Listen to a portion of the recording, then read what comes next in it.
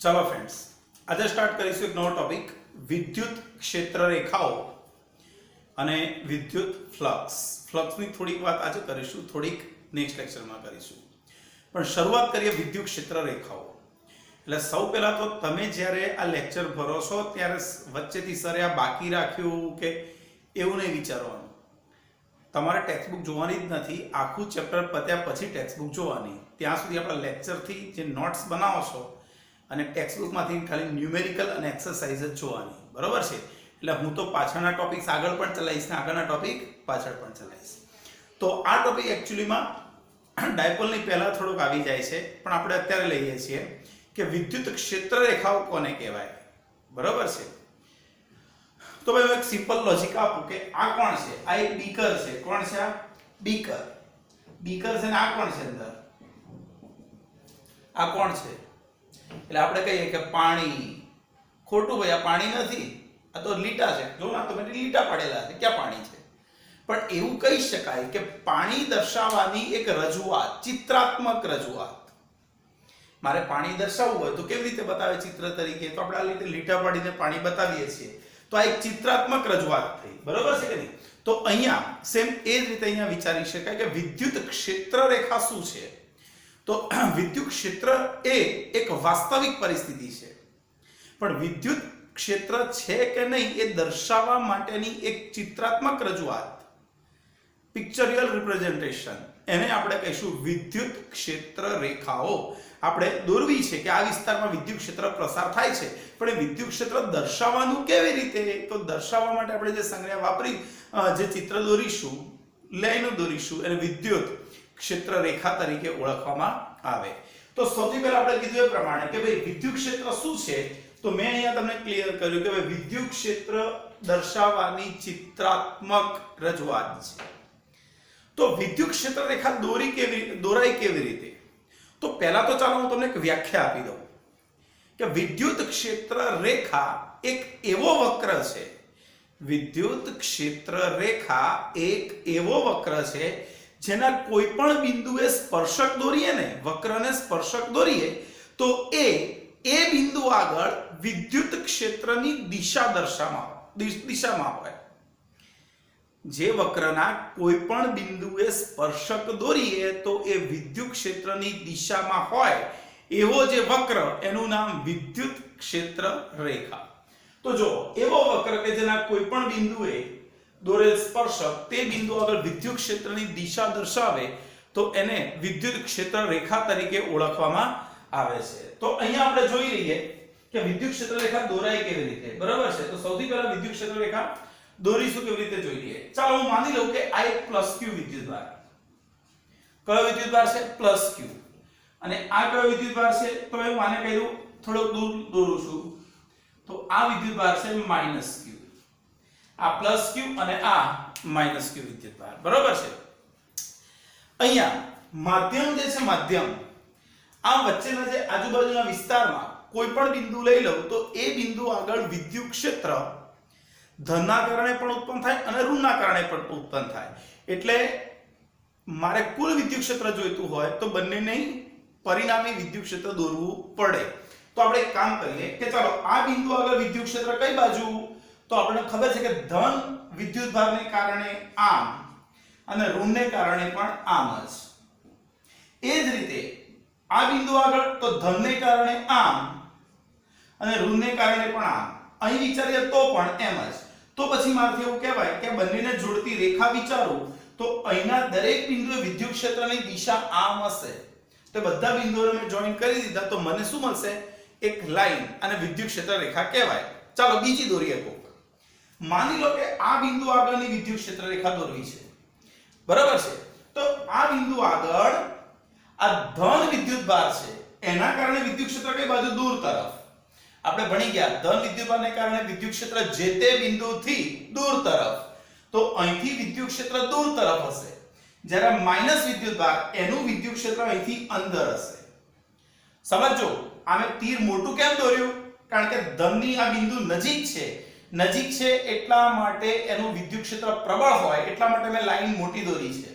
અને આ -q થી આ બિંદુ દૂર છે એનું વિદ્યુત ક્ષેત્ર ઓછું હોય એટલા માટે મેં માઈનસ દોર્યું છે, માઈનસ લખ્યું છે, ખરું કે સોરી નાનું તીર માર્યું છે। તો આનું ને આનું પરિણામી વિચારીએ તો બેનું પરિણામી કદાચ આપણને આમ મળી જાય, આ તો આ પ્લસ ના કારણે વિદ્યુત ક્ષેત્ર હતું, આ માઈનસ ના કારણે હતું અને આ આપણને પરિણામી વિદ્યુત ક્ષેત્ર મળ્યું। તો ભાઈ આ બિંદુ આગળનું પરિણામી વિદ્યુત ક્ષેત્ર કઈ બાજુ તો લીટી બતાવું છું એ બાજુ। ચાલો અહીંયા વિચારીએ એક્ઝેક્ટ વચ્ચે, ભાઈ આ જગ્યાએ વિદ્યુત ક્ષેત્ર કઈ બાજુ તો આ ધનને કારણે દૂર જતું, ઋણને કારણે અંદર આવતું અને પછી બંનેનું ક્યાં તો બંનેનું મધ્ય બિંદુ આગળ અહીંયા ક્યાંક હશે એટલે વચ્ચે હોરિઝોન્ટલ વિદ્યુત ક્ષેત્ર મળશે। ચાલો આ બિંદુ આગળ વિદ્યુત ક્ષેત્ર કઈ બાજુ તો હું એમ કહું કે ઋણને કારણે આમ અંદર સાઈડ જતું, આમ ઋણને કારણે ક્યાં જતું અંદર જતું, ધનને કારણે અહીંથી બહાર જતું। ફરીવાર અહીંયા તીર મોટું કેમ દોર્યું કારણ કે ઋણની નજીક છે તેનું વિદ્યુત ક્ષેત્ર પ્રબળ હશે અને ધનનું વિદ્યુત ક્ષેત્ર નિર્બળ હશે, તો આ બંનેનું પરિણામી વિદ્યુત ક્ષેત્ર આપણને કેવું મળશે કદાચ આ બાજુ મળશે। તો આ તમને 1 બિંદુ આગળનું, આ 2 બિંદુ આગળનું, આ E1 મળ્યું તમને, આ 2 બિંદુ આગળનું વિદ્યુત ક્ષેત્ર E2 મળ્યું, આ 3 આગળનું વિદ્યુત ક્ષેત્ર તમને મળે છે।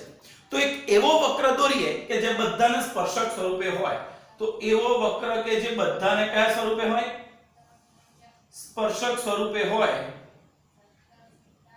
એવો વક્ર કે જે બધાને કયા સ્વરૂપે હોય સ્પર્શક સ્વરૂપે હોય, તો આવો જે ક્ષેત્ર આ થઈ એને આપણે ક્ષેત્ર રેખા કહીશું। શું કહીશું ક્ષેત્ર રેખા કહીશું। ખ્યાલ આવે છે? તો દરેકને સ્પર્શક રૂપે, તો તમારો જે ધન વિદ્યુતભાર હતો એ આ ઋણ વિદ્યુતભાર છે, આ ધન વિદ્યુતભાર છે, તો વિદ્યુત ક્ષેત્ર આમ અહીં દોરવું હોય તો માનો કે વિદ્યુત ક્ષેત્ર આમ છે, આમ છે, આમ છે, તો આ બધાને સ્પર્શક દોરાય આ રીતે, તો આ તમારી એક વિદ્યુત ક્ષેત્ર રેખા થઈ ગઈ, આ એક વિદ્યુત ક્ષેત્ર રેખા થઈ ગઈ। ટૂંકમાં આપણે વિદ્યુત ક્ષેત્ર એવી રીતે ક્ષેત્ર રેખા એવી રીતે દોરવાની કે જે તે બિંદુ આગળ જ્યારે દોરીએ ત્યારે વિદ્યુત ક્ષેત્રની દિશા એ બિંદુ આગળ સ્પર્શકની દિશામાં હોય। તો એવો જે વક્ર આપણે દર્શાવીશું એને વિદ્યુત ક્ષેત્ર રેખા કહેવાય। ચાલો એ જ રીતે વિચારીએ હવે કે ભાઈ માની લો કે આ કયો વિદ્યુતભાર, આ +q વિદ્યુતભાર, ધન વિદ્યુતભાર। ભાઈ ધન વિદ્યુતભાર માટે વિદ્યુત ક્ષેત્ર કેવું હોય તો ચાલો અહીંયાથી કઈ બાજુ દૂર તરફ, અહીંથી દૂર તરફ, અહીંથી દૂર તરફ, તો અહીંથી દોરું તો સતત લાઈન આવશે અને સતત લાઈન ક્યાં સુધી અનંત સુધી હશે, ક્યાં સુધી હશે અનંત સુધી। તો એ રીતે મારે જો અહીંયાથી વિદ્યુત ક્ષેત્ર રેખા કહેવી હોય તો અહીંયાથી આ રીતની આવશે। તો ધન વિદ્યુતભાર હોય તો એની ક્ષેત્ર રેખા જે તે બિંદુથી આમ, જે તે બિંદુથી આમ, જે તે બિંદુથી આ બાજુ એટલે કેવી હશે તો આ દિશાને મેં આરે કેવી એટલે વિદ્યુત ક્ષેત્ર રેખા ક્યાં સુધી જશે ત્રિજ્યાવર્તી બહાર તરફ અનંત સુધી।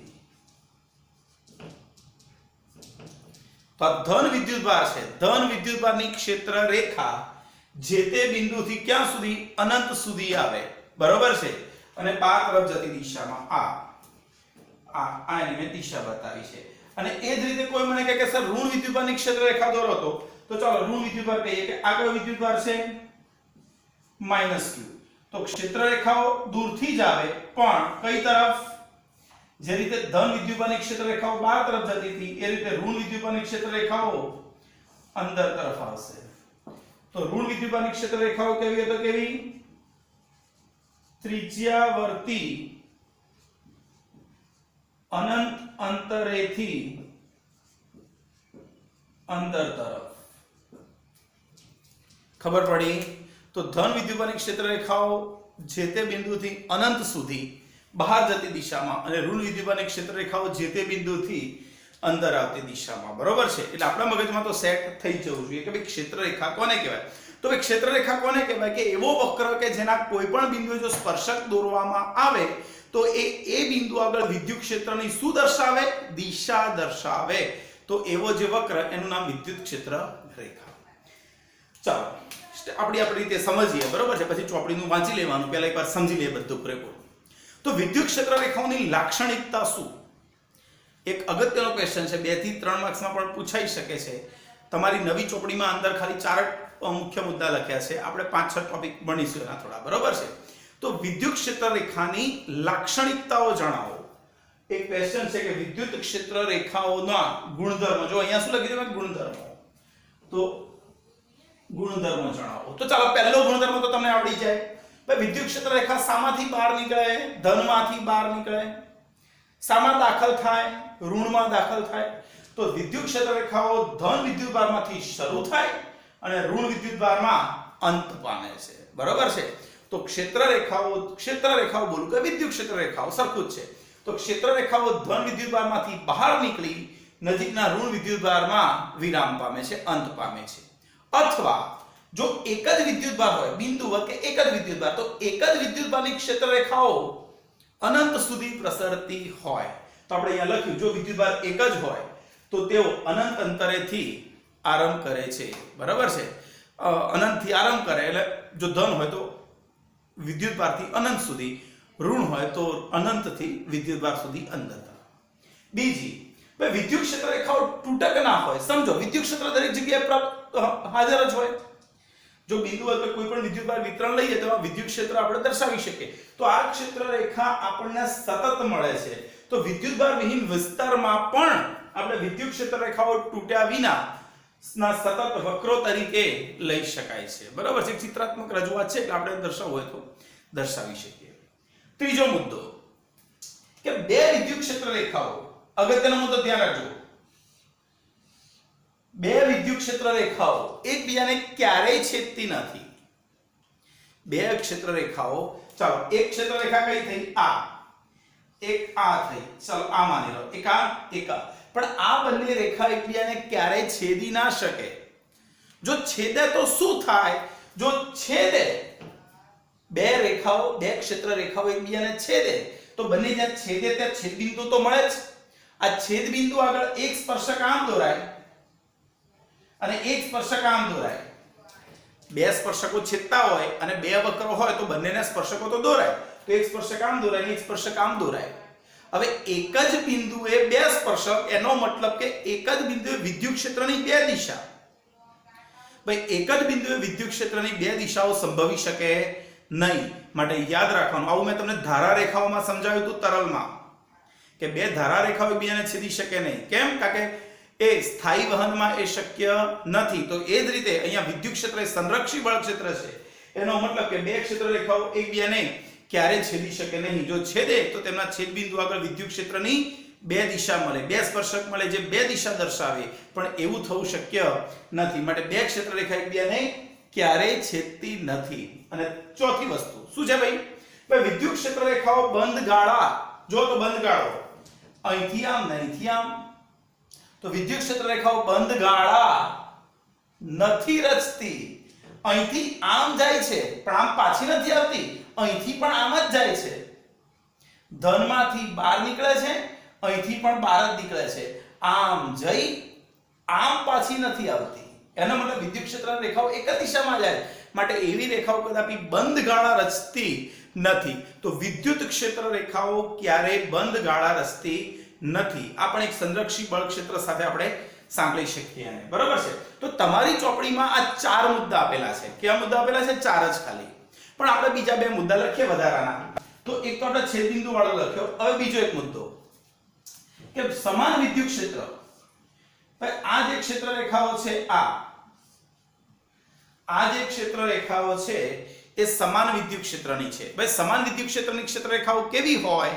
તો પરસ્પર સમાંતર અને એકબીજાથી સમાન અંતરે આવેલી હોય. તો આપણે એક મુદ્દો લખ્યો 5મો કે સમાન વિદ્યુત ક્ષેત્રની ક્ષેત્ર રેખાઓ એકબીજાને સમાંતર અને એકબીજાથી સમાન અંતરે આવેલી હોય. તો આ પ્રકારનું વિદ્યુત ક્ષેત્ર સમાન વિદ્યુત ક્ષેત્ર કહેવાય. પણ માની લો કે આ રીતની ક્ષેત્ર રેખા હોય તો અહીંનું વિદ્યુત ક્ષેત્ર અને અહીંનું વિદ્યુત ક્ષેત્ર સમાન નથી. તો પછી અહીંનું વિદ્યુત ક્ષેત્ર અહીંનું વિદ્યુત ક્ષેત્ર સમાન ના હોય તો કઈ જગ્યાએ તીવ્રતા વધારે અને કઈ જગ્યાએ ઓછી? તો મેં છઠ્ઠો મુદ્દો ત્યાં ઉપર લખ્યો છે પણ અત્યારે કેમેરામાં આવતો નથી. તો આપણે છઠ્ઠો મુદ્દો શું છે તમને કહી દઉં કે આપણે અહીંયા સમજો દરેક જણ આપણે અહીંયા ક્ષેત્ર રેખાઓ તો દોર્યા, બરાબર છે. હવે છઠ્ઠો મુદ્દો કહું, વિદ્યુત ક્ષેત્ર રેખાઓની ગીચતા એટલે એકમ ક્ષેત્રફળમાંથી કેટલી રેખાઓ પસાર થાય? એકમ ક્ષેત્રફળમાંથી પસાર થતી ક્ષેત્ર રેખાઓની સંખ્યા એ વિદ્યુત ક્ષેત્રની તીવ્રતાના સમપ્રમાણમાં હોય. એનો મતલબ શું કે ભાઈ એકમ ક્ષેત્રફળમાંથી જેટલી રેખાઓ વધારે પસાર થાય એટલું વિદ્યુત ક્ષેત્રની તીવ્રતા વધારે હોય, અને ક્ષેત્ર રેખાઓની સંખ્યા જેટલી ઓછી હોય વિદ્યુત ક્ષેત્રની તીવ્રતા પણ એટલી ઓછી હોય, વિદ્યુત ક્ષેત્ર નિર્બળ હોય. તો પછી આપણે અહીંયા વિચારીએ તો આ ક્ષેત્ર રેખાઓ સમજી લેજો. આ મેં કઈ દોરી હતી? સમાન વિદ્યુત ક્ષેત્રની. આ સમાન વિદ્યુત ક્ષેત્રની હતી. તો હું 1 મીટર સ્ક્વેર અહીં દોરું કે 1 મીટર સ્ક્વેર અહીં દોરું, 1 મીટર સ્ક્વેર અહીં દોરું કે અહીં દોરું, બંનેમાંથી રેખાઓ કેવી પસાર થાય? સમાન જ પસાર થાય છે. માટે આ સમાન વિદ્યુત ક્ષેત્ર. પણ અહીંયા જોજો, 1 મીટર સ્ક્વેર અહીં દોરું અને 1 મીટર સ્ક્વેર અહીં દોરું, એટલે આમાંથી એક જ પસાર થાય છે, પણ આમાંથી જો લગભગ 3.5 જેવી પસાર થાય છે. એનો મતલબ કે ક્ષેત્રફળ તો સરખા છે, પણ આમાંથી વધારે ક્ષેત્ર રેખાઓ પસાર થાય. એનો મતલબ કે વિદ્યુત ક્ષેત્ર, અહીંનું વિદ્યુત ક્ષેત્ર વધારે પ્રબળ હશે અને અહીંનું વિદ્યુત ક્ષેત્ર પ્રમાણમાં નિર્બળ હશે. એટલે કે જ્યાં વિદ્યુત ક્ષેત્ર રેખાઓ ગીચ એમ વિદ્યુત ક્ષેત્ર વધુ પ્રબળ, અને જે વિદ્યુત ક્ષેત્ર રેખાઓ છૂટી એમ વિદ્યુત ક્ષેત્ર નિર્બળ. ક્લિયર થયું દરેક જણને? ચાલો, તો પાંચમો મુદ્દો તો છઠ્ઠો મુદ્દો મેં ત્યાં લખ્યો છે. એ છઠ્ઠો મુદ્દો શું છે એ આપણે થોડોક વિચાર કરીએ, બરોબર છે? તો અહીંયા છઠ્ઠો મુદ્દો ત્યાં મેં બોર્ડ ઉપર લખેલો છે. જો પેલી બાજુ આ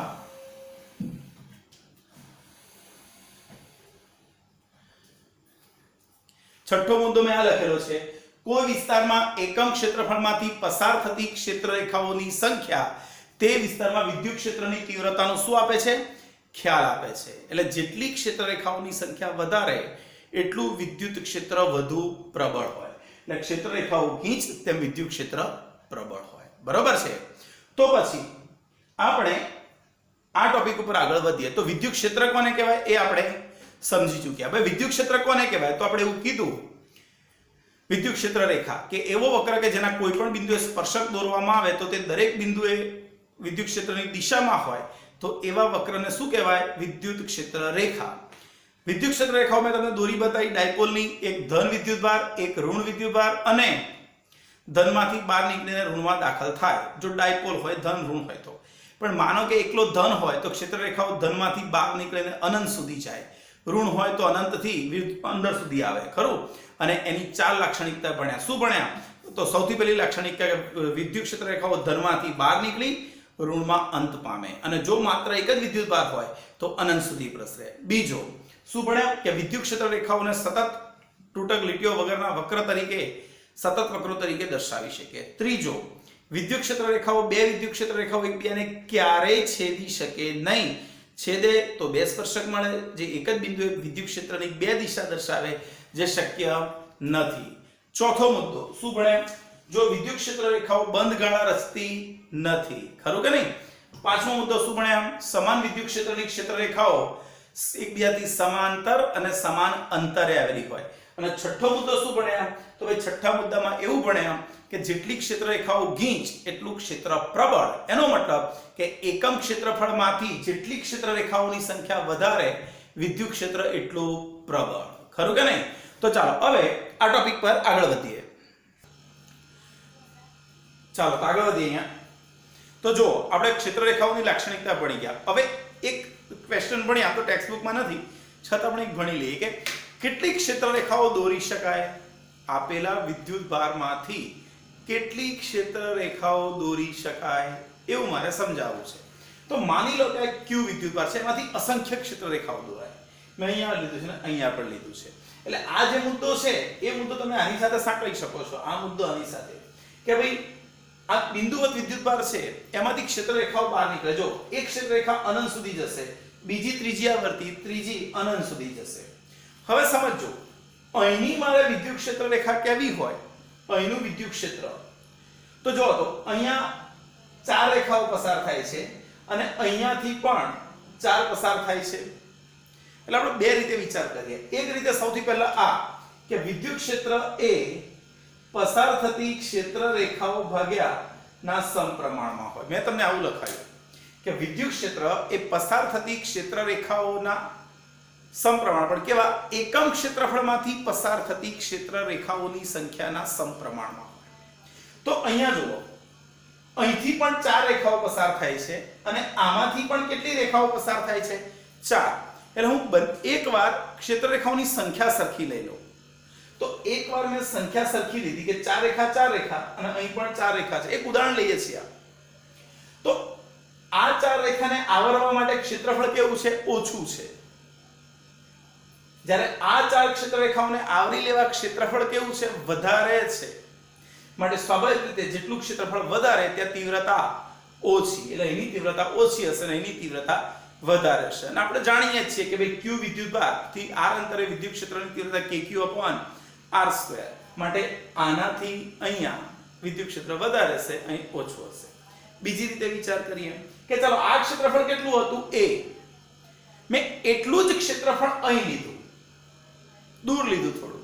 તો આમાંથી કેટલી રેખાઓ પસાર થતી હતી? 4. પણ આમાંથી કેટલી પસાર થાય છે? 2 જ પસાર થાય છે સપોઝ. તો સ્વાભાવિક રીતે ક્ષેત્રફળ તો સરખા જ છે, પણ પાછી અહીંના કરતા અહીંયા ક્ષેત્ર રેખાઓની સંખ્યા ઓછી છે, અહીંયા વધારે છે. તો જ્યાં સંખ્યા વધારે ત્યાં વિદ્યુત ક્ષેત્ર પ્રબળ. એટલે 2 રીતે સરખાવી શકીએ આપણે. તો અહીંનું વિદ્યુત ક્ષેત્ર પ્રબળ હશે, એના પછી અહીંના છે એટલે આ વિદ્યુત ક્ષેત્ર. બરોબર છે? તો અહીંયા મેં લખ્યું છે કે ભાઈ વિદ્યુત ક્ષેત્રની તીવ્રતા ચલે છે કોના સમપ્રમાણમાં? એકમ ક્ષેત્રફળમાંથી પસાર થતી ક્ષેત્ર રેખાઓની સંખ્યાના સમપ્રમાણમાં. એકમ ક્ષેત્રફળમાંથી જે ક્ષેત્ર રેખાઓ પસાર થાય એની સંખ્યાના કયા પ્રમાણમાં? સમપ્રમાણમાં હોય. હા કે ના? તો માની લઈએ કે આ કયો વિદ્યુતભાર છે? સ્મોલ q, બિંદુવત વિદ્યુતભાર છે, ધન. અને એમાંથી ક્ષેત્ર રેખાઓ બહાર નીકળે છે. ચાલો આ બહાર નીકળે છે ક્ષેત્ર રેખાઓ. કેટલી ક્ષેત્ર રેખાઓ બહાર નીકળે છે? ચાલો ધારી લઈએ કે n ક્ષેત્ર રેખાઓ નીકળે છે. કેટલી? n. તો આપણે એક કામ કરીએ કે બિંદુવત વિદ્યુતભાર છે, બિંદુવત. અને અહીંથી ક્ષેત્ર રેખા આમે નીકળશે ને આમે નીકળશે ને આમે નીકળશે, બધી બાજુ નીકળે. તો હું એમ કહું કે બધી બાજુ નીકળી જે ક્ષેત્ર રેખાઓ એ ટોટલ કેટલી? n. અને આને q વિદ્યુતભારને કેન્દ્ર તરીકે લઉં અને r ત્રિજ્યા, સ્મોલ r ત્રિજ્યાનો એક ગોળો વિચારું. તો મારથી એવું વિચારાય કે જે પણ ક્ષેત્ર રેખાઓ n ઉત્પન્ન થઈ એ પેલા ગોળાની સપાટીમાંથી બહાર આવે છે. અને એ સપાટી પરનું દરેક બિંદુ એ વક્ર સપાટીનું બિંદુ થાય. માટે વક્ર સપાટીનું ક્ષેત્રફળ કેટલું? 4πr². માટે આ ક્ષેત્રફળ થાય 4πr². તો હું પૂછું હવે કેટલી ક્ષેત્ર રેખાઓ ઉત્પન્ન થઈ? તો આપણે કહીશું n. કેટલા ક્ષેત્રફળમાંથી બહાર આવી? તો 4πr² માંથી. તો એકમ ક્ષેત્રફળમાંથી કેટલી બહાર આવી? તો એકમ ક્ષેત્રફળમાંથી આવી n/4πr².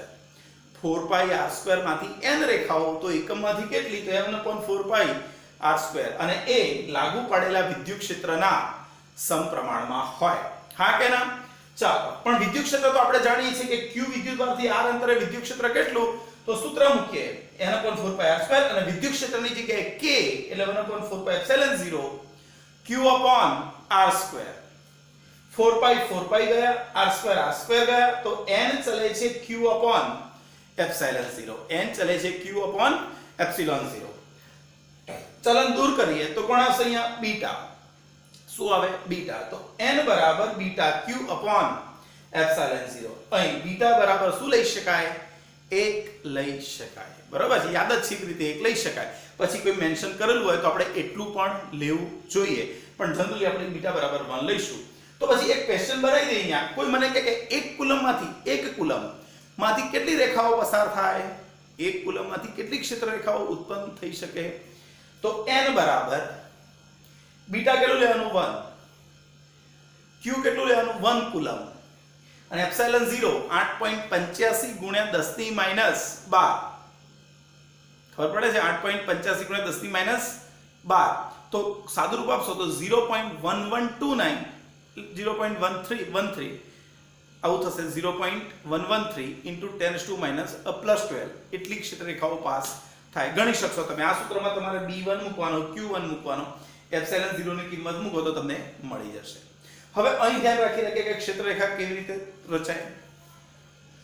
માની લો કે q વિદ્યુતભાર છે, તો એમાંથી કેટલી ક્ષેત્રરેખા બિંદુવત વિદ્યુતભાર છે q, અને પાછો ધન પણ છે, પાછો વિદ્યુતભાર કેવો છે પ્લસ, તો ક્ષેત્રરેખાઓ બીટા q upon epsilon 0 ને કઈ બાજુ જાય બહાર તરફ. આ વિદ્યુતભાર માઈનસ q, તો એમાં બધી ક્ષેત્રરેખાઓ કઈ આવે અંદર તરફ. હા કે ના? ચાલો અહીંયા વિચારે કાં તો ડાયપોલ છે, ડાયપોલ. ભાઈ ડાયપોલમાં જેટલો ધન એટલો ઋણ. ધન કેટલી ઉત્પન્ન કરે બીટા q upon epsilon 0, ઋણ કેટલી ઉત્પન્ન કરે બીટા q upon epsilon 0. પણ આમાંથી બહાર નીકળે અને ઋણમાં દાખલ થાય તો મારથી એવું મનાય કે જેટલી અહીંયા ઉત્પન્ન થઈ હશે બધી આની અંદર આકર્ષાઈ હશે અને આમાં દાખલ થઈ હશે. એ રીતે અહીંયા વિચારીએ કે બે વિદ્યુતભારો છે, આ એક જ આકૃતિ છે, આ એક જ આકૃતિ છે આખી. હા, આકૃતિ 1, આકૃતિ 2, આ જે છે એને કહું આકૃતિ 3, આ જે આકૃતિ છે એને કહેવાય 4, અને આ જે આકૃતિ છે એનું નામ 5. આ આકૃતિનું નામ શું ભાઈ 5. તો આ ત્રીજી આકૃતિ પ્લસ q માઈનસ આ પર બંને ધન છે, બંને ધન q1 પ્લસ અને આ પણ q2. તો આમાંથી કેટલી બહાર નીકળી હશે બીટા q1 upon epsilon 0. આમાંથી કેટલી બીટા q2 upon epsilon 0. તો અહીંયા કહી શકાય કે ક્ષેત્રરેખા જે હશે એ આ રીતે એકબીજાથી અપાકર્ષાતી હશે, આમ બહાર જતી હશે, આમ જાય છે, આમ જાય છે, પછી આમ આ રીતે ક્ષેત્રરેખા તમે દોરી શકો છો. બરાબર છે? આ ધન અને બંને ધન હતો. હવે બંને ધન અલગ અલગ મૂલ્ય તો પણ ચાલશે, પણ એક ધન અને એક ઋણ. સમજો માનો કે આ ઉદાહરણમાં બંને ઋણ હોત તો શું?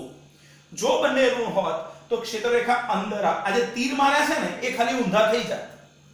તીર માર્યા છે ખાલી ઊંધા થઈ જાય, અહીંયા ઉત્પન્ન થઈને અનંત અંતરે જશે. ઋણ હોય તો અનંત અંતરથી અંદર આવશે, પણ આકર્ષે તો બંને એકબીજાને ખરી જ. એટલે જો આ બંને ધન છે તો આ તીર પાર તરફ છે, પણ આ બંને ઋણ હોય તો પછી અંદર તરફ વિદ્યુત ક્ષેત્રની રેખાઓ દોરી શકાય. એક ધન છે ને એક ઋણ છે, તો શું કરીએ? તો ભાઈ સમજો, બંને સરખા હોત, એક ધન એક ઋણ, એક ધન એક ઋણ, બંને સરખા હોત તો આમાંથી ઓલમોસ્ટ બધી જ ક્ષેત્રરેખાઓ આની જોડે આવી જાય. પણ અહીંયા જેટલા ધન છે એટલો જ ઋણ નથી, ધન વધારે છે. જો મેં એવું લખ્યું છે q1 ધન છે, q2 ઋણ છે, પણ q1 નું મૂલ્યની દ્રષ્ટિએ વધારે છે, તો પછી આમાંથી ઉત્પન્ન થતી ક્ષેત્રરેખાઓ વધારે હશે અને આમાંથી નીકળતી ક્ષેત્રરેખાઓ કેવી હશે? દાખલ થતી ક્ષેત્રરેખાઓ ઓછી હશે. તો મારથી એવું વિચારાય કે આ જે ક્ષેત્રરેખાઓ જે છે, આ તીરો થોડાક આ બાજુ દર્શાવીએ, સંપૂર્ણ તો આ રીતે નહીં આવે, પણ મારે દર્શાવવો તો થઈ શકે છે. આ ક્ષેત્રરેખાઓ આ તો આમ જ મળશે, પણ આ ક્ષેત્રરેખાઓ ધીમે ધીમે આ રીતે મળશે, આ રીતે મળશે. એટલે આમાંથી ઉત્પન્ન થતી બધી જ ક્ષેત્રરેખાની જોડે ના જાય. સમજો આ પ્લસ છે એટલે માની લે 100 પુરુષો છે અને આ માઈનસ ઓછું છે એટલે 80 સ્ત્રીઓ છે, તો લગન તો 80 ના જ થાય, બાકીના 20 જણને તો અનંતે જવું પડે. તો આમાંથી 100 જ ક્ષેત્રરેખા ઉત્પન્ન થઈ હોય તો એમાંથી જે ઓછી સંખ્યા હોય એટલી એકબીજા સાથે કનેક્ટેડ થાય, બાકીનું શું? બાકીનું અનંત અંતર સુધી પ્રસર્યા કરે. ખબર પડી કે નહીં? તો ધન અને ઋણ વિદ્યુતભારની ક્ષેત્રરેખાઓ આપણને દોરતા આવડવી જ જોઈએ. ખરું? હવે ચોપડીની દ્રષ્ટિએ જોવા જશો તો આ ટોપિક એટલો ઇમ્પોર્ટન્ટ નથી, પણ મારે તમને એક વિદ્યુત ફ્લક્સ સમજાવવું છે. તો ફ્લક્સ સમજવા માટે આની બેસિક ડેફિનેશન આપવી જરૂરી હતી. બરાબર છે? એટલે એકવાર બધું લખી નાખો અને જોઈ લો એકવાર, પછી આપણે વિદ્યુત ફ્લક્સ તરફ આગળ વધીએ. આજે વિદ્યુત ફ્લક્સની માત્ર બેઝિક સમજૂતી મેળવીશું. બરાબર છે? એકવાર આ જોઈ લો. ચાલો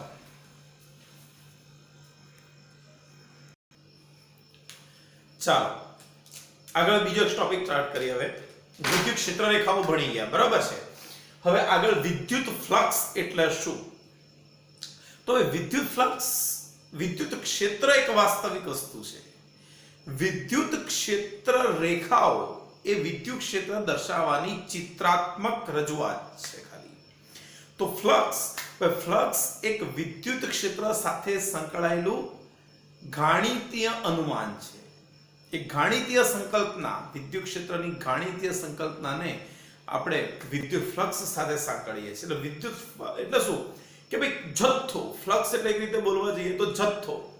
યાદ કરો, કદ ફ્લક્સ આપણે બોલતા હતા ધારારેખીય વહન બધામાં, કે એકમ વોલ્યુમ એકમ કદમાંથી પસાર થતો જથ્થો કદ એને આપણે કહેતા હતા કદ ફ્લક્સ. તો ફ્લક્સ એટલે મગજમાં એક રીતે એવું વિચારી શકાય કે જથ્થો, બરાબર કે નહીં? તો વિદ્યુત ક્ષેત્રની પ્રબળતા કેટલું વધુ પ્રબળ હશે, કેટલી તીવ્રતા વધારે કે ઓછી હશે, એની સાથે આપણે ફ્લક્સને સાંકળી શકીએ છીએ. તો કોઈ પણ સપાટી ઉપર વિદ્યુત ક્ષેત્રની તીવ્રતાનું મૂલ્ય વધુ પ્રબળ છે કે ઓછું પ્રબળ છે એ વસ્તુ એ સપાટી સાથે સંકળાયેલા ફ્લક્સ સાથે સાંકળી શકાય. તો આપણે સામાન્ય ફ્લક્સ સમજવું છે એટલે સૌથી પહેલા તમને દેશી વ્યાખ્યા આપીશ. આ કોઈ ટેકનિકલ વ્યાખ્યા નથી. અત્યારે જો બે વ્યાખ્યા આપવા જાઉં છું એ બે વ્યાખ્યાઓ ટેકનિકલ વ્યાખ્યાઓ નથી, એ બંને દેશી વ્યાખ્યાઓ છે, ખાલી સમજવા માટે કામ ચલાઉ વ્યાખ્યા. તો પહેલી વ્યાખ્યા મેં લખી છે, વાંચો. તો શું લખી છે પહેલી વ્યાખ્યા? વિદ્યુત ક્ષેત્રની તીવ્રતા. તો ભાઈ આપણે હમણાં ભણી ગયા કે એકમ ક્ષેત્રફળમાંથી પસાર થતી ક્ષેત્ર રેખાઓની સંખ્યા n/4πr². આપણે આવું ભણી ગયા હમણાં કે વિદ્યુત ક્ષેત્રની તીવ્રતા ચાલે છે પસાર થતી ક્ષેત્ર રેખાઓની સંખ્યાના સમપ્રમાણમાં. પછી આ ચલન છેલ્લે જઈને યાદ હોય તો અહીંયા મૂક્યું 1/4πε0q/r².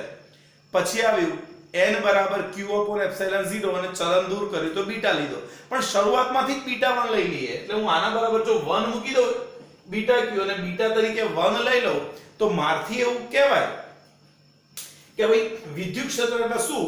તો એકમ ક્ષેત્રફળમાંથી પસાર થતી ક્ષેત્ર રેખાઓની સંખ્યા. આ એક દેશી વ્યાખ્યા કે વિદ્યુત ક્ષેત્ર એટલે શું? એકમ ક્ષેત્રફળમાંથી પસાર થતી ક્ષેત્ર રેખાઓની સંખ્યા. એટલે હું કહું કે હું આ કોઈ એરિયા છે અહીંયા આ અને અહીંયા હું 1 મીટર સ્ક્વેર દોરું. કેટલું દોરું? 1 મીટર સ્ક્વેર. અને એવું કહી દઉં કે આ જગ્યાએ તીવ્રતા છે 20 ન્યૂટન પ્રતિ કુલમ. કેટલી તીવ્રતા છે? 20 ન્યૂટન પ્રતિ કુલમ. તો આપણે આ દેશી વ્યાખ્યા પ્રમાણે શું કહેવાય? આપણે દેશી વ્યાખ્યામાં એવું બોલ્યા કે એકમ ક્ષેત્રફળમાંથી પસાર થતી ક્ષેત્ર રેખાઓની સંખ્યા એટલે જ કોણ? તીવ્રતા. તો પછી અહીંયા એકમ ક્ષેત્રફળમાંથી પસાર થતી તીવ્રતા. તો તીવ્રતા 20 છે એનો મતલબ હું સિમ્પલ કાઢીશ તીવ્રતા 20 છે એનો મતલબ એવો કાઢીશ કે એ જે જગ્યાએ તીવ્રતા 20 છે એ વિસ્તારમાં હું 1 મીટર સ્ક્વેર ક્ષેત્રફળ દોરું તો એમાંથી 20 રેખાઓ પસાર થાય. સેન્ટેન્સ ફરી એકવાર. જે જગ્યાએ તીવ્રતા 20 છે, દેશી વ્યાખ્યા જોઈ લો પહેલા. એકમ ક્ષેત્રફળમાંથી જે ક્ષેત્ર રેખાઓ પસાર થાય એને જ ક્ષેત્ર રેખાઓની સંખ્યાને જ આપણે તીવ્રતા કીધી છે. તો જે જગ્યાએ તીવ્રતા 20 હોય એનો મતલબ એવો કહી શકાય કે એ બિંદુ આગળ 1 મીટર સ્ક્વેર દોરું તો એમાંથી 20 રેખાઓ પસાર થાય. એવું કહેવાય મારાથી? ચાલો તો અહીંયાથી 20 રેખાઓ પસાર થાય એવું આપણે વિચારી લઈએ. આગળ બીજી વ્યાખ્યા મેં આપી વિદ્યુત ફ્લક્સ. પણ વિદ્યુત ફ્લક્સ એટલે શું? આપેલ ક્ષેત્રફળમાંથી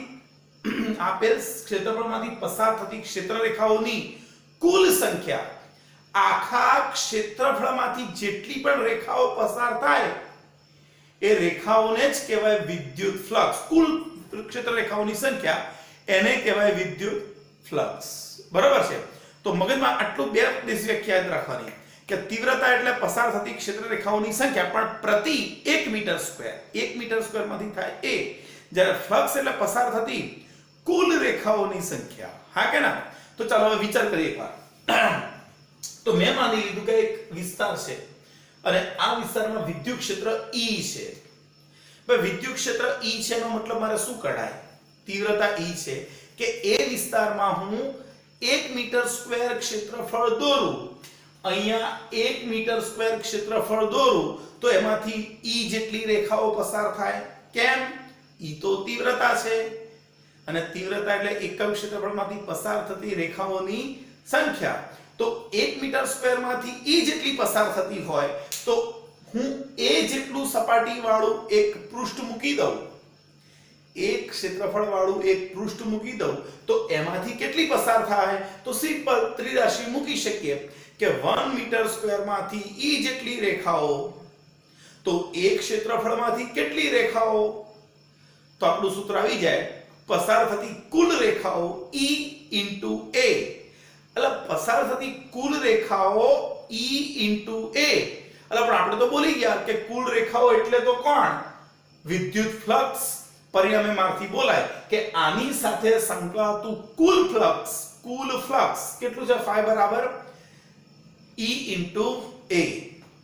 પણ અહીંયા જે હું બોલ્યો ને એટલે સંપૂર્ણ સાચું પણ નથી. કેમ? એક વસ્તુ વિચારીએ કે તમે વિદ્યુત ક્ષેત્રમાં એક પૃષ્ઠ મૂકો છો, પણ પૃષ્ઠ કેવી રીતે મૂકો છો એના ઉપર પણ પસાર થતી રેખાઓ આધાર રાખશે. ચાલો આપણે માની લઈએ કે હું એવું કહું કે આ એક મોબાઈલ જેવું પૃષ્ઠ છે અને મારી આંગળીઓ જે છે એ ક્ષેત્ર રેખાઓ છે. કોણ છે? ક્ષેત્ર રેખાઓ. એટલે આ આંગળીઓની જે દિશાઓ છે એ ક્ષેત્ર રેખાઓ છે એવું ગણી શકાય? હા કે ના? તો અત્યારે જુઓ તો મોબાઈલ જો આ રીતે હશે આમ, તો અંદરથી બધી ક્ષેત્ર રેખાઓ પસાર થતી હશે, બધી જ. પણ હું મોબાઈલને આમ નથી મૂકતો, હું મોબાઈલને આમ મૂકું છું. જો આમ મૂકું તો મોબાઈલને છેદીને નીકળે એવી રેખાઓ કેટલી? એક પણ નહીં. આમ હતી, મોબાઈલ આમ હતો ત્યારે બધી જ ક્ષેત્ર રેખાઓ અંદરથી પસાર થતી હતી. પણ મોબાઈલને આમ ત્રાસો કરતા કરતા જઈએ તો ક્ષેત્ર રેખાઓની સંખ્યા ધીમે ધીમે ઘટતી જાય અને મોબાઈલ જ્યારે આમ થઈ જાય એટલે કે એનું સમતલ સમાંતર થઈ જાય ત્યારે એક પણ ક્ષેત્ર રેખા પસાર થાય નહીં. તો કોઈ પણ સમતલ હોય, સમતલ એને દર્શાવતો ક્ષેત્રફળ, એનું ક્ષેત્રફળ કેવી રાશિ? સદિશ કે અદિશ રાશિ? તો આપણને ખબર છે ક્ષેત્રફળ એ સદિશ રાશિ છે. કોઈ પણ પૃષ્ઠ હોય, પૃષ્ઠ એટલે સપાટી, બરાબર છે? સપાટીનું ક્ષેત્રફળ કેવી રીતે મપાય? તો ભાઈ અહીંયા આપણે જોઈ લઈએ કે માનો કે આ સપાટી છે, આ કોઈ પૃષ્ઠ છે, તો આ પૃષ્ઠનું ક્ષેત્રફળની દિશા કઈ? તો ભાઈ ક્ષેત્રફળની દિશા એના સપાટીના એના સમતલને લંબ. તો આનો સમતલ કયું? આ ચોપડાનું સમતલ કયું? આ. તો એને લંબ એટલે આ દિશામાં ક્ષેત્રફળ સદિશ હોય. આમ હોય, ત્રાંસુ હોય તો આ દિશામાં ક્ષેત્રફળ સદિશ હશે. અહીંયાથી આ દિશામાં, બરાબર છે? આમ હશે. માનો કે આમ હોય, આમ, તો એનો ક્ષેત્રફળ સદિશ આમ હશે, બહાર આવતી દિશામાં. એટલે જે પણ પૃષ્ઠ હોય એના સમતલને લંબ દિશામાં ક્ષેત્રફળ સદિશ હોય. તો અહીંયા પ્રયોગો શું દર્શાવે કે માની લો કે મેં પૃષ્ઠ આમ રાખ્યું, તો ચોપડો આમ રાખું છું આ. તો તમે જોઈ લો અત્યારે આ બધી પાંચે પાંચ ક્ષેત્ર રેખાઓ ચોપડામાંથી પસાર થાય છે. પાંચે પાંચ રેખાઓ ચોપડામાંથી પસાર થાય છે. પણ હું ધીમે ધીમે ચોપડો આમ ત્રાસો કરતો જાઉં. ધીમે ધીમે ચોપડો ત્રાસો કરે તો જો અત્યારે આ રેખા બહાર નથી, ચોપડામાંથી પસાર નથી થતી ને આ પણ નથી થતી. પછી ધીમે ધીમે હજુ વધારે ત્રાસો કરું, હજુ વધારે ત્રાસો કરું તો આ બે હવે નથી પસાર થતી. આમ કરતા કરતા હું ચોપડો બિલકુલ આમ સમાંતર કરી દઈશ તો તમે જોઈ શકશો કે એક પણ ક્ષેત્ર રેખા અંદરથી પસાર થશે નહીં. તો કોઈ પણ પૃષ્ઠ જ્યારે વિદ્યુત ક્ષેત્રમાં મૂકવામાં આવે તો જરૂરી નથી કે એમાંથી ક્ષેત્ર રેખાઓ પસાર થાય જ. તમે પૃષ્ઠ કેવી રીતે મૂકો છો એના ઉપર પણ આધાર રાખે છે. તો અત્યારે મેં એવું વિચાર્યું કે જ્યારે પૃષ્ઠને મેં આ રીતે રાખ્યું તો આમ, જ્યારે મેં પૃષ્ઠને આમ રાખ્યું તો વિદ્યુત ક્ષેત્ર છે આ દિશામાં અને મેં પૃષ્ઠને આમ રાખ્યું હતું. ભાઈ પૃષ્ઠ આમ રાખો એનો મતલબ એનો ક્ષેત્રફળ સદિશ કઈ બાજુ? એનો ક્ષેત્રફળ સદિશ અહીંથી લંબ આ દિશામાં, વિદ્યુત ક્ષેત્ર પણ આ દિશામાં. એટલે આ પૃષ્ઠનો ક્ષેત્રફળ સદિશ અને વિદ્યુત ક્ષેત્ર એક જ દિશામાં એટલે ખૂણો કેટલો? θ બરાબર 0 છે. અને અત્યારે હું એવું કહી શકું કે અત્યારે મહત્તમ ક્ષેત્રફળ વિદ્યુત ક્ષેત્ર રેખાઓને પોતાનામાંથી પસાર થવા દેશે. મહત્તમ ક્ષેત્રફળ પસાર થવા દેશે. તો અત્યારે સંકળાતી ક્ષેત્ર રેખાઓની સંખ્યા એટલે કે ફ્લક્સ સૌથી મહત્તમ હશે. અને એકમ ક્ષેત્રફળમાંથી E જેટલી રેખાઓ, તો એક ક્ષેત્રફળમાંથી કેટલી? તો E into A. અને E into A એટલે પ્રથમ કિસ્સામાં કુલ ક્ષેત્ર રેખાઓની સંખ્યા એટલે કે ફ્લક્સ બરાબર E into A. બીજા કિસ્સામાં પૃષ્ઠનો ક્ષેત્રફળ સદિશ એને કેવી રીતે હશે? લંબ. તો આનો ક્ષેત્રફળ સદિશ આમ અને વિદ્યુત ક્ષેત્ર આમ, બંને વચ્ચેનો ખૂણો કેટલો? 90. અને એના કારણે અહીંયા મૂકો તો એક પણ ક્ષેત્ર રેખા પસાર ના થાય એટલે કે ફ્લક્સ કેટલું? 0. અને ત્રીજો કિસ્સો હવે એવો વિચાર કરીએ કે મેં આને આમ ત્રાસુ મૂક્યું થોડું.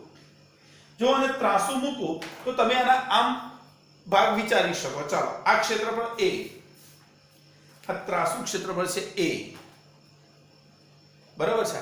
હવે આ ક્ષેત્રફળના આમ ભાગ પાડો, આમ કાટકોણ ત્રિકોણ બનાવો અહીંયા, બરાબર છે. એક આ રીતે કાટકોણ ત્રિકોણ બનાવો તો એક આમ અને બીજું અહીંથી આમ. તો તમે મને કહો તો જ્યારે આ પૃષ્ઠ આમ હશે તો આ પૃષ્ઠના ક્ષેત્રફળ સદિશના બે ઘટકો વિચારી શકાય. એક ઘટક આ પૃષ્ઠનો, આ પૃષ્ઠ હતું જે આપણી પાસે, આ પૃષ્ઠ, એનો એક ઘટક કયો? આ સમાંતર. અને બીજો ઘટક કયો? તો આ લંબ ઘટક, આ બાજુ વાળો. ખ્યાલ આવે છે કેવી રીતે? તો આ પૃષ્ઠ છે એનો સમાંતર ઘટક આ થયો. આ જે પૃષ્ઠ છે એ હવે 0 ડિગ્રી પણ કોણ નથી બનાવતું, 90 પણ નથી બનાવતું. એનું પૃષ્ઠ અહીંથી આટલો એટલે થીટા કોણ બનાવે છે. આમ ત્રાસુ રાખ્યું છે પૃષ્ઠ, અને ત્રાસુ પૃષ્ઠ આમ થીટા કોણ બનાવે. તો પછી આ ક્ષેત્રફળના બે ઘટક પાડી શકાય. એક ઘટક આ, એક ઘટક કયો? આ ઘટક, અને એનું નામ છે A cos થીટા ઘટક. કયો ઘટક? A cos થીટા ઘટક. અને આ cos થીટા ઘટક જે હશે એનું સમતલ વિદ્યુત ક્ષેત્રને લંબ હશે. જ્યારે A sin થીટા ઘટક કહીએ, આ ઘટક, આ A sin થીટા ઘટક એ સમાંતર હશે. એટલે ક્ષેત્રરેખાઓ જે પણ પસાર થશે એ માત્ર એના માટે અસરકારક ક્ષેત્રફળ કેટલું? તો આખું પૃષ્ઠનું ક્ષેત્રફળ ભલે A છે, પણ જેમાંથી ક્ષેત્રરેખાઓ પસાર થઈ શકે એવું ક્ષેત્રફળ તો ખાલી જે લંબ છે એનું સમતલ અને ક્ષેત્રફળ સાથે સમાંતર છે. એટલે કે આ ક્ષેત્રફળ એકલું જવાબદાર હોય. માટે આપણે ફ્લક્સ કેવું હોય તો હું તો સૂત્ર એક જ જાણું, E * A cos થીટા ક્ષેત્રફળ, પણ ક્ષેત્રફળનો કયો ઘટક? cos થીટા ઘટક. માટે આપણને સૂત્ર મળી ગયું. હવે ત્રીજા કિસ્સામાં આની સાથે સંકળાતું ફ્લક્સ શું હશે? તો phi = EA cos થીટા. જ્યાં થીટા એ શું છે? E અને A વચ્ચેનો ખૂણો છે. ક્લિયર થઈ ગયું દરેક જણને? તો સાદી ભાષામાં આપણે સમજીએ કે ફ્લક્સ એટલે શું. તો જો અહીંયા મેં મૂક્યું છે આ જગ્યાએ શું છે ભાઈ? કોઈ ધ્યાન રાખો, અહીંયા આ બાજુ મૂક્યું છે શું છે? અહીંયા મૂક્યું, જો કોઈ પૃષ્ઠે સમાન વિદ્યુત ક્ષેત્ર E સાથે તેનો ક્ષેત્રફળ સદિશ કેટલો ખૂણો બનાવે છે? કોઈ પણ પૃષ્ઠ E સાથે તેનો ક્ષેત્રફળ સદિશ થીટા કોણ બનાવે છે તેમ રાખીએ તો તેની સાથે સંકળાતું ફ્લક્સ કોઈ પણ ખૂણો 0 હોય, 90 હોય, ગમે તે, તો કોઈ પણ ખૂણા માટે ફ્લક્સનું સૂત્ર EA cos થીટા. અને cos થીટા દૂર કરીએ તો આપણે જાણીએ છીએ કે વિદ્યુત ક્ષેત્ર પણ સદિશ રાશિ છે અને ક્ષેત્રફળ પણ સદિશ રાશિ છે. માટે phi બરાબર આપણે લેવું હોય તો EA cos theta E dot A. હવે આ સમગ્ર વાત જે મેં કરીને એ સમાન વિદ્યુત ક્ષેત્રની હતી. કયા વિદ્યુત ક્ષેત્રની? સમાન વિદ્યુત ક્ષેત્ર. અને સમાન વિદ્યુત ક્ષેત્રમાં અહીંયા કહી શકાય કે બધી ક્ષેત્રરેખાઓ સમાન અંતરે અને પરસ્પર સમાંતર હશે. પણ હવે માની લે કે અસમાન વિદ્યુત ક્ષેત્રમાં ગણવું છે તો શું કરીએ? આ મુજબ. તો ભાઈ સમજો, અસમાન વિદ્યુત ક્ષેત્રમાં વિદ્યુત ક્ષેત્રરેખાઓની અહીંની ગીચતા કે અહીંની ગીચતા અલગ અલગ હશે. તો આખા ક્ષેત્રફળમાં અહીં સમજો, અહીં કેવું હતું કે હું એમ કહું કે તીવ્રતા અહીંયા 20, તો અહીં પણ 20, અહીં પણ 20 ને અહીં પણ 20. એટલે જ્યારે પણ કોઈ ક્ષેત્રફળ મૂકીશ 5 મીટર સ્ક્વેર, તો 1 મીટર સ્ક્વેર માંથી 20 જેટલી પસાર થાય, તો 5 મીટર સ્ક્વેર માંથી કેટલી? 100. તો દરેક જગ્યાએથી પસાર થતી રેખાઓ સમાન હતી, પણ હું હવે અસમાન ક્ષેત્રફળ લઈ લઉં. એનો મતલબ એવું કહું કે માનો કે અહીંની તીવ્રતા 20 છે, તો આટલામાંથી 1 મીટર સ્ક્વેર માંથી 20 પસાર થતી હોય, અહીં તીવ્રતા કંઈક અલગ હોય, તો અહીંયાથી કદાચ 30 પસાર થતી હોય, અહીંયાથી 40 પસાર થતી હોય, અહીંયાથી 15 પસાર થતી હોય, તો શું? એટલે આવું વિદ્યુત ક્ષેત્ર અસમાન હોય. તો અસમાન વિદ્યુત ક્ષેત્રમાં મારે ગણવું હોય તો આખું તો ના ગણાય, તો આપણે શું કરવું પડે? એક નાનો ખંડ લઈ લેવો પડે. તો મેં અહીંયા એક સૂક્ષ્મ ખંડ લીધો. સૂક્ષ્મ ખંડનું ક્ષેત્રફળ કેટલું? DA. સ્મોલ એલિમેન્ટ લઈએ, સૂક્ષ્મ ખંડ લઈએ એટલે DA થાય. અને એનો ક્ષેત્રફળ સદિશ કેટલો? E. આ જગ્યા સોરી, એનો વિદ્યુત ક્ષેત્ર કેટલું? E. તો પછી આખા સાથે નથી ગણવું, પણ ખાલી આટલા સૂક્ષ્મ સાથે સંકળાયેલું ફ્લક્સ ડી કેટલું? તો E ડોટ DA. ખરું કે નહીં? અને પછી મારે કુલ ફ્લક્સ જોઈતું હોય તો આખા પૃષ્ઠ ઉપર આવા નાના નાના ખંડો વિચારી અને એનું સંકલન કરી શકાય. અને આ રીતે આપણે વિદ્યુત ફ્લક્સ શોધી કાઢીએ તો આપણને મળી સંકલન E ડોટ A. અહીંયા બંધ મીંડું પાડ્યું છે, એનું નામ બંધ પૃષ્ઠ. શું? બંધ પૃષ્ઠ, અહીંયા તમે પૃષ્ઠ લખી શકો છો, બરાબર. ચાલો તો પછી વિદ્યુત ફ્લક્સનો એકમ કઈ આવે? તો વિદ્યુત ફ્લક્સનો એકમ શું? તો વિદ્યુત ક્ષેત્રનો એકમ ન્યૂટન પ્રતિ કુલમ અને ક્ષેત્રફળનો મીટર સ્ક્વેર. તો એકમ થઈ ગયો વિદ્યુત ફ્લક્સનો ન્યૂટન મીટર સ્ક્વેર પ્રતિ કુલમ.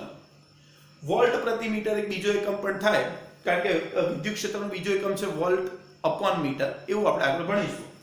એનું પારિમાણિક સૂત્ર જોઈ લેવાનું મૂકીને બીજા બધાનું m1l3t-3a -1 આવશે.